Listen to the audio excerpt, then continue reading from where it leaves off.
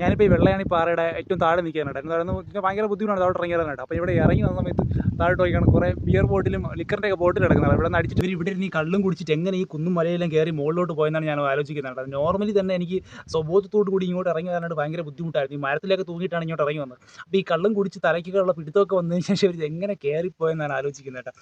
എന്തായാലും കൊള്ളാം, നല്ല എക്സ്പീരിയൻസ് ഉള്ള ആളുകളാവാനാണ് സാധ്യത. പിന്നെ ഇങ്ങനെ വന്നിരുന്ന് അടിക്കുന്ന ആളുകൾ ശ്രദ്ധിക്കേണ്ട ഒരു കാര്യം എന്ന് പറയുന്നത്, നമ്മൾ അടിച്ചതിന് ശേഷം പറഞ്ഞ ഈ ബിയർ ബോട്ടിലും കാര്യങ്ങളൊക്കെ വെറുതെ വലിച്ച് പാറയിലൊന്നും അടിച്ച് പൊട്ടിച്ചിട്ടിട്ട് പോകല്ലേ കേട്ടോ.